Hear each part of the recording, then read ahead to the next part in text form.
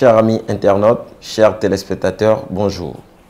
Une fois de plus, vous êtes à votre émission Le Café 24. Nous vous souhaitons les bienvenus. Aujourd'hui, nous sommes accompagnés d'une charmante et belle invitée. Elle-même va se présenter tout à l'heure. Nous allons échanger avec elle durant une période de 20 à 25 minutes sur un sujet qui est très important et fragile dans notre société. Il s'agit de l'immigration clandestine. Sur ce, bonjour madame. Bonjour monsieur. Comment vous allez? Très bien, merci et vous? Ouais, ça va un peu. On est là, on ne se plaint pas. Bien, Le Café 24 vous souhaite la bienvenue. Merci. Vous allez simplement vous présenter face à nos amis internautes. D'accord.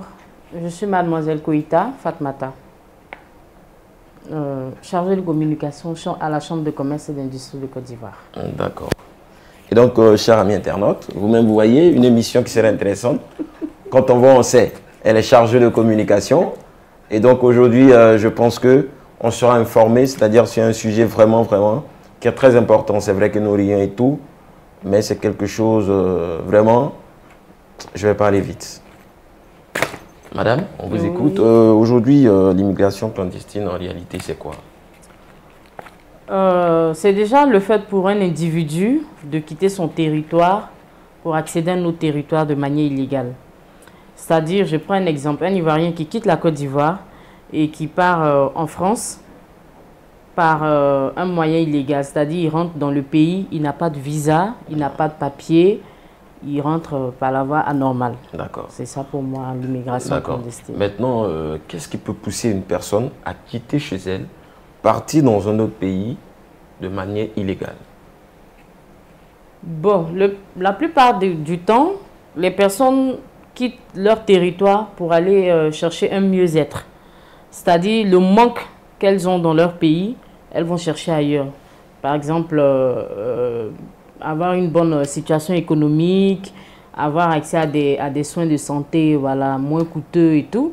Et puis découvrir aussi le pays en question. Parce qu'aujourd'hui, pour certains Africains, l'Eldorado, c'est l'Occident. Donc, vaille que vaille, coûte que coûte, on veut forcément aller sur ces pays-là. Et le plus souvent, on s'y prend très mal pour accéder à là-bas. D'accord. Mais pour vous, est-ce que ces pensées de ces personnes sont vraiment, c'est-à-dire, une vérité absolue pour prendre ce risque? Oui, une vérité, mais pas à prendre le risque. Parce que là où ces personnes se plaignent, certaines s'en sortent quand même.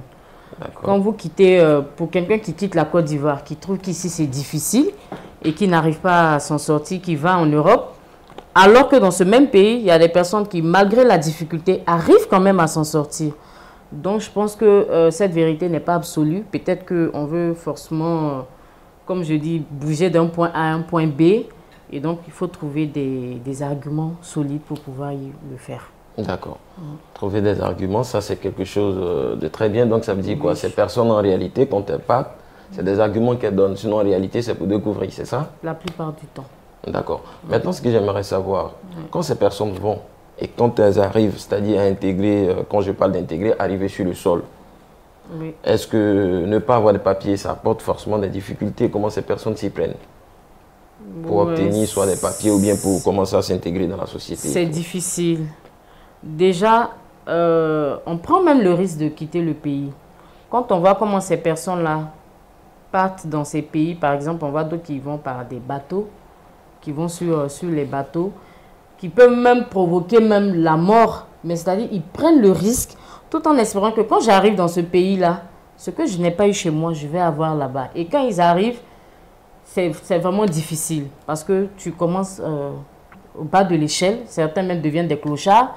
Ils dorment dans les rues, ils sont obligés de se cacher parce qu'ils sont rentrés de manière illégale, de telle sorte que la police ne puisse pas les attraper et tout.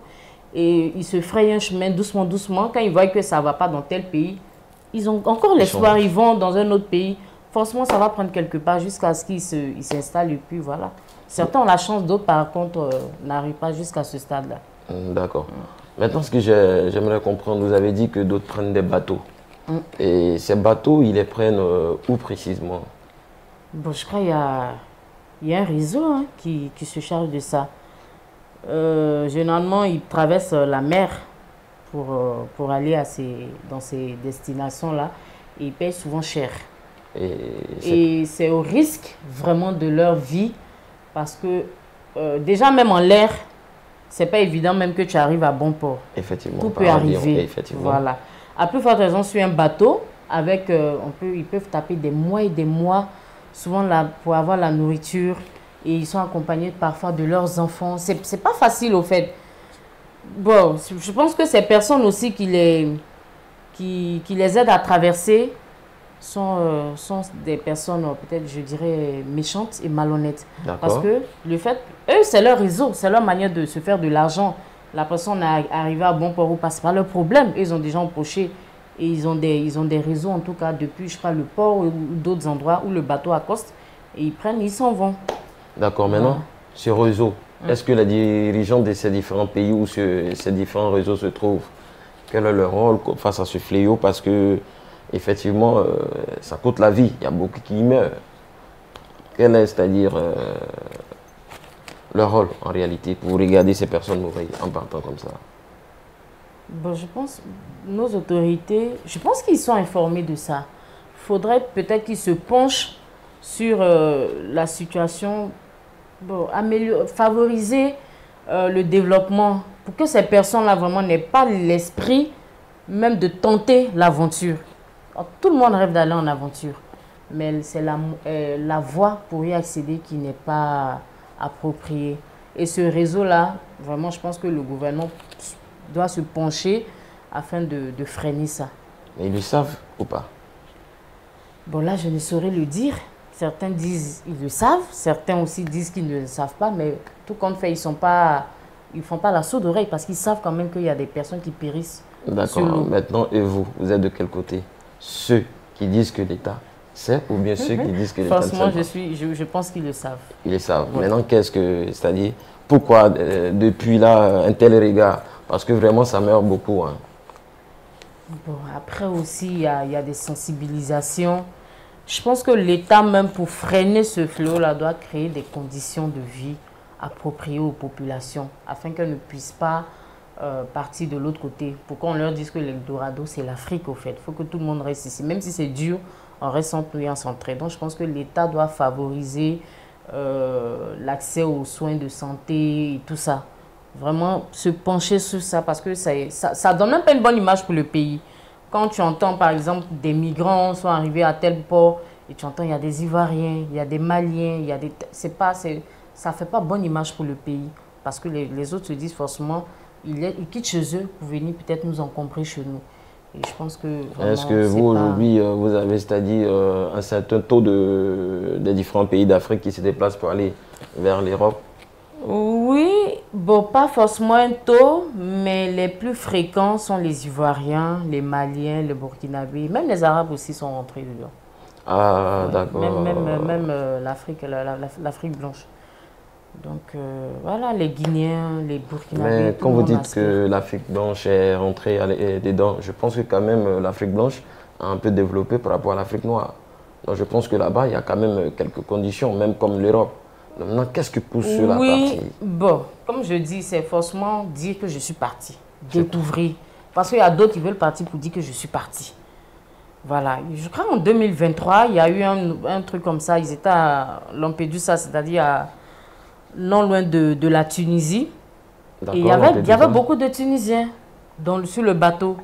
Ils étaient arrivés, je crois qu'il y a les pays, ils voulaient rentrer par l'Espagne et tout. Les gars ont fermé leurs portes. Ils ont dit non, ils ne peuvent pas les accueillir parce que ça fait trop de migrants qui rentrent sur leur territoire. Donc aujourd'hui, tout le monde aspire à ça. Donc eux-mêmes, ils ont la possibilité de fermer les frontières. Oui, ils ont la possibilité. Donc ceux qui rentrent, c'est exprès. Bon, après aussi, ils ne peuvent pas chasser parce qu'on viendra encore dire qu'ils ne sont pas humains et tout ça. Bon, ils ouvrent, mais il ne faut pas que nous aussi on abuse parce que quand ils laissent rentrer, ça attire encore d'autres pour partir. Alors que s'ils ferment, je pense que ça va un peu freiner pour moi, je pense. D'accord. Maintenant, ces personnes qui partent, lorsqu'elles meurent, en réalité, c'est quoi? C'est le surcharge, mais c'est-à-dire, ou bien c'est la mauvaise organisation, ou bien c'est quoi? Parce que quand même, il y a beaucoup de personnes qui meurent quand même. C'est dû à quoi cela? Ces différentes morts. Bon, déjà, j'ai j'ai jamais tenté cette expérience. D'accord. Mais je connais des personnes, des connaissances qui ont perdu la vie dans ça. D'accord. Et certains qui ont pu passer, qui nous ont expliqué, c'est-à-dire, il y a limite, ils sont surchargés. C'est-à-dire que le bateau même peine à les prendre. Et souvent, quand vous voyez même, tu te demandes si c'est une pirogue ou une... En tout cas, ça ne c'est pas approprié pour transporter les êtres humains. Donc, ils sont coincés, surcharge. Et puis, vous pouvez taper des mois sur l'eau si vous n'avez pas à manger. Souvent, le plus souvent, la nourriture, même tu prends, vous n'êtes même pas arrivé à bon port, c'est fini. L'eau, pour avoir de l'eau, ils sont fatigués, ils font pas ils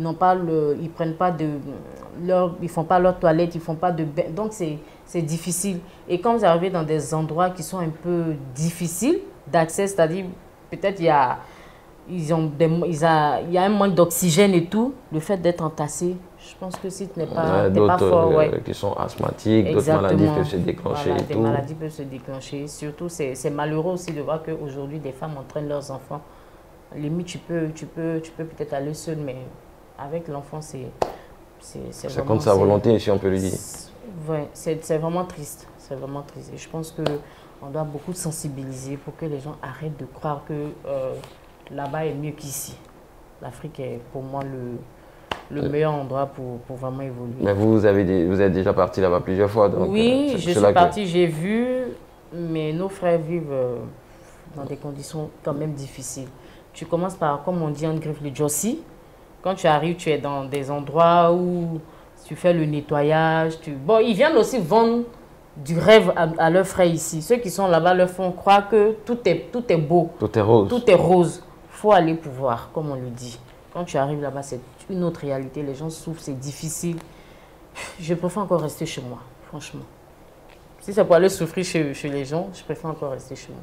Mais est-ce que aussi, c'est-à-dire tout à l'heure, dans vos dires, vous avez dit quelque chose. Oui. Pour régler cela, l'État doit, c'est-à-dire apporter un meilleur être dans les différents pays d'Afrique. C'est ça. Pour vous, est-ce que réellement, si l'État met tout aujourd'hui pour nous ici, en même temps, dans vos dires, vous avez dit que d'autres, c'est parti pour partie. Est-ce qu'il n'y aura pas toujours ce fléau? Il y aura toujours, forcément. Il y aura toujours. C'est ce que je dis. Si tu as l'envie, là, même si on met tout ce qu'il faut, les gens auront toujours l'envie de partir. Mais qu'ils partent dans de bonnes conditions. Et cela aussi passe par, c'est-à-dire au niveau de l'obtention du visa, des documents à fournir. Il faut que nos dirigeants voient avec les autorités là-bas comment faciliter l'obtention de ces documents-là afin de faciliter le trajet pour tout le monde. D'accord, je ne vous coupe pas la parole. Oui. On va partir à la pause publicitaire.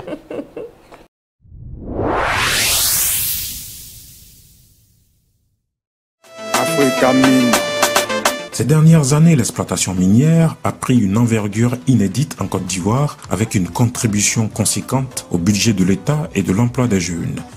Aux côtés de quelques multinationales qui occupent le segment de l'exploitation industrielle, les acteurs de l'exploitation semi-industrielle tirent aussi leur épingle du jeu. Parmi ceux-ci, l'entrepreneur Bamba Moussa est une figure de proue avec sa société Africa Mine agréée par l'État de Côte d'Ivoire. Africa Mine, exploitation minière. L'or, notre métier, notre passion. Et donc, chers amis internautes, là nous sommes de retour dans notre direct après la pause publicitaire.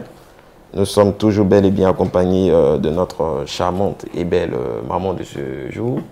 Voilà, à qui nous disons encore, elle est très bien habillée. Merci. Donc, pour ceux qui nous prennent en marche, aujourd'hui, le thème, c'est l'immigration clandestine. Et donc, avec elle, nous étions en train de développer les différentes manières de partir. Mais nous sommes plus stabilisés sur le phénomène des bateaux. Parce que c'est ce qui est beaucoup ici, beaucoup récurrent. Et tout à l'heure, elle a dit qu'elle a connu des proches qui ont perdu la vie dedans. Donc pour toutes les personnes qui la reconnaissent, nous disons Yako à ces différentes familles, mais en même temps aussi, nous profitons pour dire Yako à toutes les personnes qui vont suivre cette émission et qui vont se retrouver dedans. Ce n'est pas pour le mieux, c'est-à-dire le couteau dans la plaie, mais c'est pour juste sensibiliser. Pour dire que ceux qui sont là-bas aussi ne vendaient pas aussi trop des rêves. Sur ce, nous allons revenir à notre invité. Oui. Donc, vous étiez en train de développer, on est en train de dire que, est-ce que C'est-à-dire, malgré toutes les conditions, les gens iront toujours.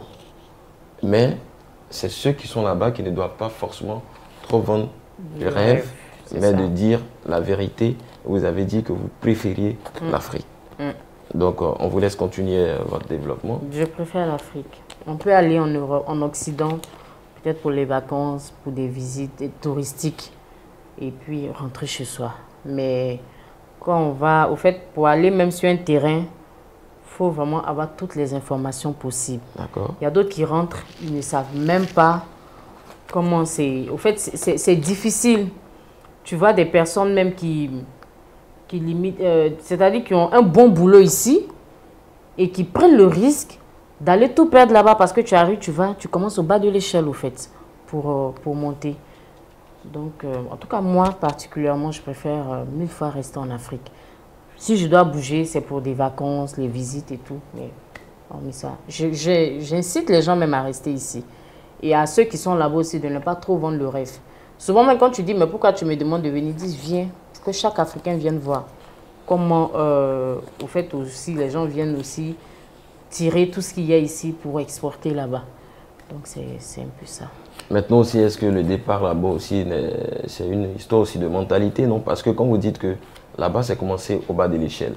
Or, nous constatons que beaucoup refusent de commencer au bas de l'échelle dans leur propre pays. C'est ça. Est-ce que ça aussi, c'est pas quelque chose que nous devons éclairer l'antenne là-dessus? Oui, mais c'est comme un enfant. Quand un enfant il naît, il ne marche pas automatiquement. Effectivement. Il va progressivement, c'est-à-dire il s'assoit, il fait 4 pattes, après il s'arrête. Au fait, c'est progressivement. Comme on dit, doucement, doucement, on atteint le sommet. Petit à petit, l'oiseau fait son nid. Petit à petit, l'oiseau fait son nid. Mais quand les gens sont pressés, au fait aussi, on est dans une société où les gens veulent paraître.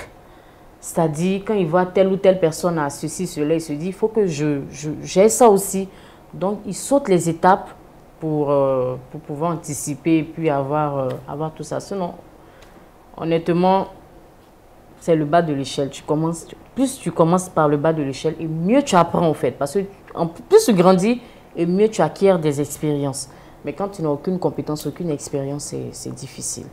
Mais là-bas, quand ils sont là-bas et tout, vous avez parlé du Gossi. Ouais. Mais vous avez, c'est-à-dire quelques exemples de boulot qu'ils font là-bas lorsqu'ils partent sans document. J'étais déjà choquée de voir, bon, j'avais tendance à dire à mes proches là-bas, j'ai dit, mais j'ai remarqué qu'ici, la plupart des sales boulots, ce sont les Noirs qui font ça. C'est-à-dire, on est là dans un bus, et puis ceux qui sont censés contrôler pour voir qui a payé, son ticket, qui n'a pas payé, c'est les Noirs. Parce qu'on se dit que c'est plus les Africains qui empruntent le bus. Et dans les supermarchés, ils sont pleins, soit à la caisse, dans les endroits de restauration, KFC, McDo, ceux qui sont au comptoir, certains nettoient, certains accueillent les clients. C'est un peu ça au fait. Et généralement, il y a d'autres, mais quand tu leur demandes, tu fais quel travail ici, ils te disent laisse ça. C'est-à-dire, ils ne rentrent pas au fond, dans le fin fond.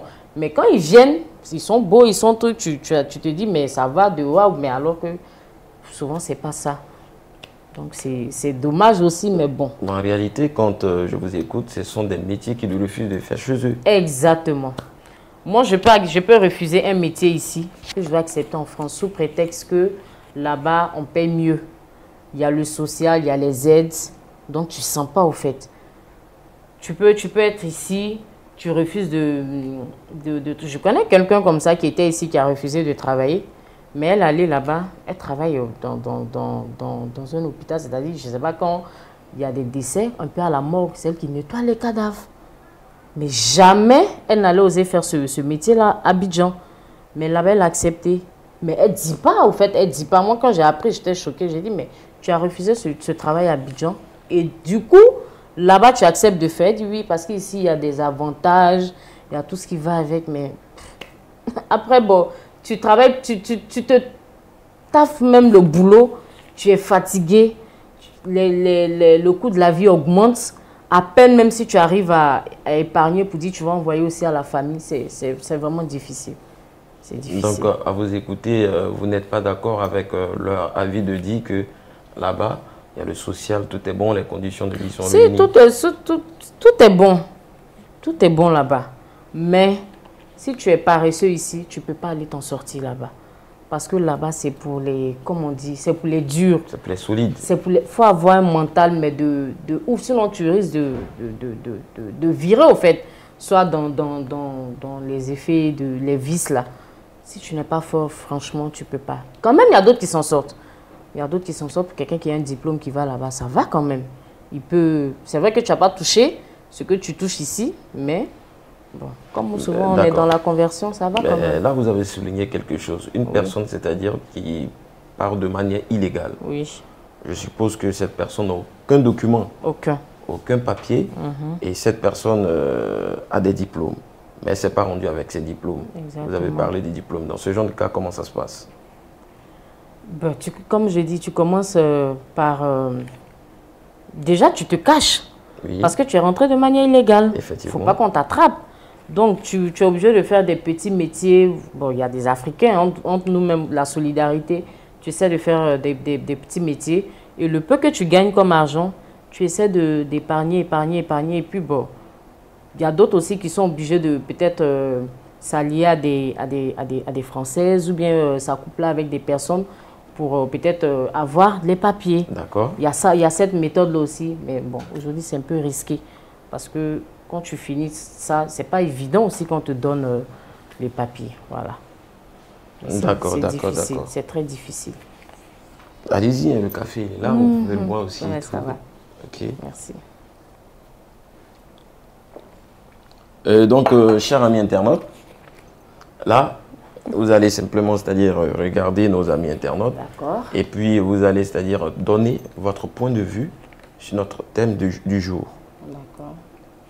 Donc, après cela, vous allez donner aussi un conseil pour conclure. D'accord. Alors, ce que j'aimerais dire sur l'immigration clandestine, c'est que c'est un fléau qui n'est pas bon. Et vraiment, je déconseille fortement à nos frères africains, à toute personne désireuse d'aller à l'aventure, de procéder de manière illégale.